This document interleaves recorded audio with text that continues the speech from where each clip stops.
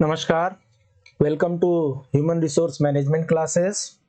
In the process of understanding the recruitment, now we'll see the sources of recruitment. These are internal and external sources, and both are having some advantages and disadvantages. And how to make recruitment more effective, and what are the methods of recruitment. Sources of recruitment is separate and methods of recruitment is separate, so that we'll discuss here. So as it is हमने देख लिया है कि recruitment जो है overall process है किस चीज का, अट्रैक्ट करने का, सिलेक्ट करने का, अपॉइंट करने का सुटेबल कैंडिडेट का। तो इसके बाद से जब हम सोर्सेस ऑफ रिक्रूटमेंट की बात करते हैं तो इसमें मुख्यतः दो तरह के सोर्स को हम ध्यान में रखते हैं। क्या हमें इंटरनल सोर्स से ही यूज कर लेना है और एक्सटर्नल से करना है। कई बार ऐसी छोटी छोटी रिक्वायरमेंट होती है और depending upon the situation internal source से भी, इंटरनल सोर्स का मतलब with in the company, with in the company भी ऐसी अपॉर्चुनिटी होती है जिससे रिक्रूटमेंट का काम किया जा सकता है। और जब विद इन द कंपनी से काम नहीं होता है तब हम बाहर निकलते हैं, आउट ऑफ द कंपनी निकलते हैं। तो इसमें दिया हुआ है इंटरनल जो सोर्स है रिक्रूटमेंट है उसमें प्रमोशन के द्वारा होता है। मैनेजर का पोस्ट खाली है और एजीएम 2-3 है, तो उस एजीएम में से किसी एक को प्रमोट किया जाएगा और मैनेजर बनाया जाएगा। सो ये इंटरनल हो गया। ट्रांसफर करके एक जगह 2-3 मैनेजर हैं, असिस्टेंट मैनेजर हैं और एक जगह मैनेजर का पोस्ट खाली है, तो या तो उनको प्रमोट करके मैनेजर के पोस्ट पर रखा जाएगा किसी ब्रांच में, और नहीं तो वहां पर असिस्टेंट मैनेजर को ही ट्रांसफर कर दिया जाएगा। ये भी इंटरनल सोर्स है। अपग्रेडिंग, अपग्रेडिंग में कई बार होता है प्रमोशन भी होता है और कई बार विदाउट प्रमोशन भी होता है, उनके काम को बढ़ा देते हैं। डिमोशन, कई बार उनका परफॉर्मेंस अच्छा नहीं हुआ और मैनेजर को डाउनग्रेड करके डेप्यूटी मैनेजर बना दिया और डेप्यूटी मैनेजर का जो पोस्ट खाली था वो दे दिया। तो ये भी एक प्रोसेस है, इंटरनल सोर्स है रिक्रूटमेंट के। रिटायर्ड एम्प्लॉइज, कई बार कंपनी को ऐसा लगता है कि जो रिटायर हो चुके हैं उनको री एम्प्लॉय किया जाए कुछ समय के लिए। अगर कुछ समय की जरूरतें हैं, 6 महीने है, 1 साल की जरूरतें हैं और उनको किसी एम्प्लॉय पे भरोसा है तो उस रिटायर्ड एम्प्लॉय को री एम्प्लॉय भी कर लेते हैं और उसको भी इंटरनल सोर्स में ही काउंट किया जाता है। रिट्रेंच्ड एम्प्लॉइज, कई बार क्या होता है कि कंपनी में उतने काम नहीं रहे हैं, कई बार ओवर प्रोडक्शन हो जाता है, चाहे शॉर्टेज ऑफ रॉ मटेरियल होता है, तो कंपनी में जब काम कम हो जाता है तो कुछ लेबर्स की छटनी करनी पड़ती है, कुछ एम्प्लॉय को रिट्रेंच करना पड़ता है। और जब उनको छटनी कर दिए और फिर बाद में जब जरूरत पड़ती है तो सबसे पहले उनको कांटेक्ट किया जाता है कि अब हमारे यहाँ जरूरत है, वर्क शुरू हो गया है, आप आइए। तो ये जितने ये तरीके हैं ये इंटरनल सोर्सेस हैं।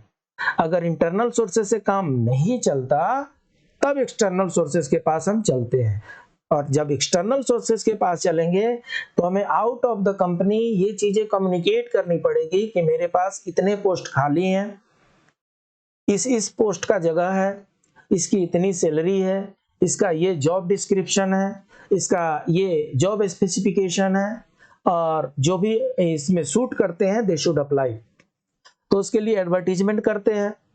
एडवर्टीजमेंट न्यूज़पेपर में हो सकता है, मैगजीन में हो सकता है, टीवी से हो सकता है, इंटरनेट से हो सकता है, मोबाइल से होता है, कॉलिंग से होता है, बड़े बड़े होर्डिंग लगा करके होता है, पंपलेट से होता है। सो बहुत से तरीके हैं एडवर्टीजमेंट करने के। कैंपस रिक्रूटमेंट, अभी जितने भी इंजीनियरिंग स्टूडेंट हैं, एमबीए स्टूडेंट हैं, इनका कैंपस इंटरव्यू बहुत फेमस है। जो फाइनल ईयर में, पास आउट ईयर में जो बच्चे होते हैं उनके लिए बड़ी बड़ी कंपनियां, रेपुटेड कंपनीज उस कैंपस में, उस कॉलेज के कैंपस में जाती हैं और वहां पर बच्चों को इकट्ठा करती हैं और उनमें से उन लोगों को सिलेक्शन करती है। जो शॉर्ट लिस्ट कैंडिडेट होते हैं उनका नाम लेकर के जाते हैं, उनको ज्वाइनिंग लेटर इशू करते हैं। प्लेसमेंट एजेंसीज, जैसे नौकरी.com आजकल चल रहा है, monster.com आजकल चल रहा है, तो ये लोग प्लेसमेंट एजेंसी का काम करते हैं। इनके पास कंपनी वाला बोलेगा मुझे 500 आदमी चाहिए, हमारा ये जॉब डिस्क्रिप्शन है और ये हमारा जॉब स्पेसिफिकेशन है। इनके पास कुछ डेटा होता है, एम्प्लॉय डेटा, और उस एम्प्लॉय डेटा में से जो सूट करेगा उसको वो लोग बुला करके देते हैं। Employment exchange, government of India के पास पहले एम्प्लॉयमेंट एक्सचेंज होता था, जितने लोग पढ़े लिखे बेरोजगार होते थे वो लोग वहां पर अपना नाम लिखवाते थे, उनके पास डेटा होता था और उनसे भी इंफॉर्मेशन लिया जाता था। लेबर कॉन्ट्रैक्टर्स, ये मैन पावर सप्लायर है। अगर कुछ समय के लिए वर्कर चाहिए, एक दिन के लिए चाहिए, 5 दिन के लिए चाहिए, हाफ टाइम के लिए चाहिए, कुछ दिन के लिए वर्कर चाहिए, टेम्पोररी नेचर के वर्कर चाहिए, तो हम लेबर कॉन्ट्रैक्टर से वर्कर ले लेते हैं।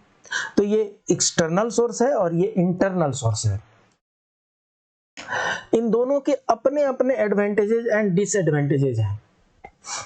जो इंटरनल सोर्स है इसमें मेरिट क्या है, एम्प्लॉइज मोटिवेशन होता है। अगर किसी एम्प्लॉय को प्रमोट करके हमने ऊंचे जगह पर रख दिया तो बाकी जितने एम्प्लॉइज हैं उनका भी मोटिवेशनल फैक्टर काम करता है और उनका भी मोरल हाई हो जाता है कि हमारा भी एक ना एक दिन नंबर आएगा, हमें भी ऊपर बढ़ने का मौका मिलेगा।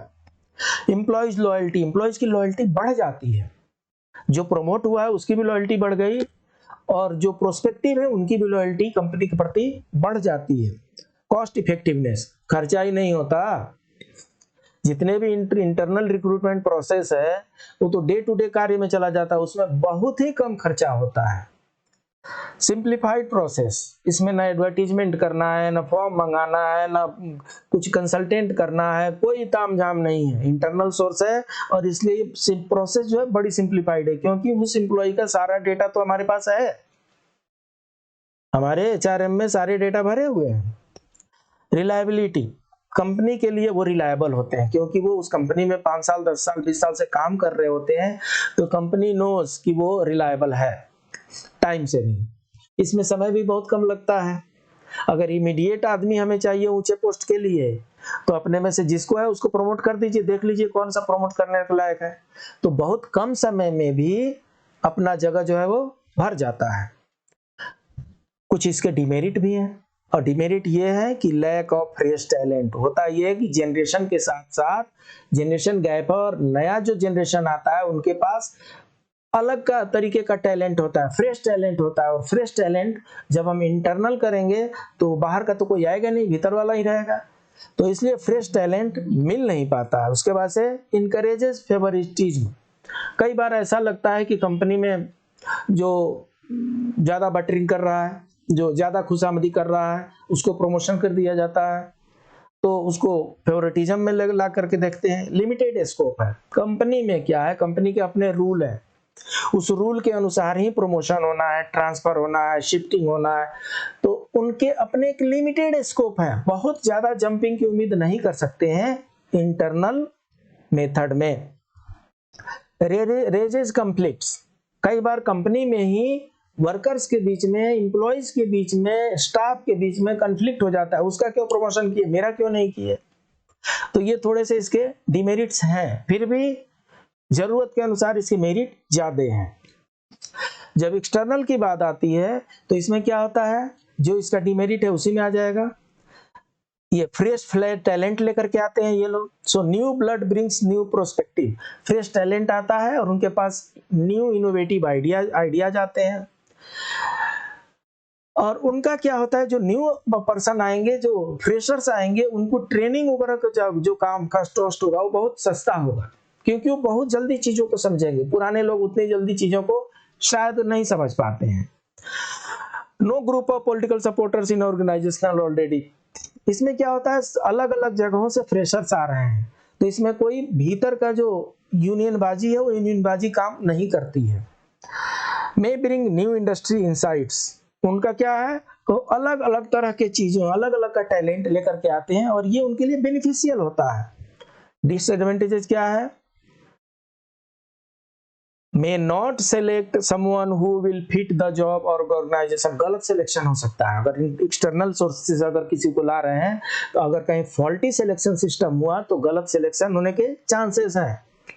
may cause moral problems for internal candidates not selected, ये होता है। अगर डिपार्टमेंट में इंश्योरेंस कमिश्नर चाहिए तो जो एडिशनल कमिश्नर है उनको प्रमोट कीजिए, जो डायरेक्टर है वो एडिशनल कमिश्नर बनेंगे, जो जेडी है वो डायरेक्टर बनेंगे। तो इस तरीके से ये चेन डेवलप आगे बढ़ेगा। अगर आपने कहीं बाहर से आउटसोर्सिंग करके एक्सटर्नल सोर्सेज से आपने कमिश्नर ला कर रख दिया तो एडिशनल कमिश्नर के प्रमोशन के चांसेस ही डीम हो गए। तो ये चीजें हैं, इसमें मोरल जो होता है डाउन हो जाता है। लॉन्गर एडजस्टमेंट ओरिएंटेशन टाइम, जो फ्रेशर आते हैं उनको एडजस्ट होने में थोड़ा टाइम लगता है। उसके बाद से ऐसा क्या चीजें हैं जो रिक्रूटमेंट प्रोसेस को बढ़िया से इफेक्टिव बनाती है? तो पहला है ऑटोमेशन। ऑटोमेशन में क्या होता है, सब चीजें ऑटोमेटिक होती रहती हैं, तो सब कुछ का प्रोसेस जो है सिस्टमेटिक चलता रहता है, वो रिक्रूटमेंट को इफेक्टिव बना देती है। डिसीजन ड्राइवन बाय डाटा, जब हमारे पास ऑटोमेशन है, सारे डेटा हमारे पास अवेलेबल है, तो उस डेटा में से हम फटाफट अपना काम निकाल लेते हैं।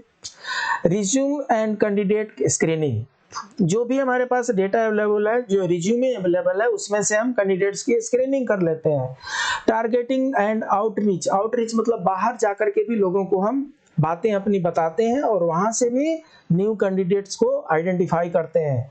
आइडेंटिफाइंग द हायरिंग नीड, हमारी जरूरत क्या है उसको हमें ध्यान में रखना है। क्रिएटिंग ए रिक्रूटमेंट प्लान, और एचआर पॉलिसी की तो ये जरूरत है कि जो भी रिक्रूटमेंट प्लान है उसको बना करके रखिए, ऐसा नहीं कि अफरा तफरी में मच जाए जब शॉर्टेज हो जाए। तो मेथड्स ऑफ रिक्रूटमेंट जो है, इसमें क्या करती है कंपनी वाले, 3 तरह के मेथड फॉलो करते हैं।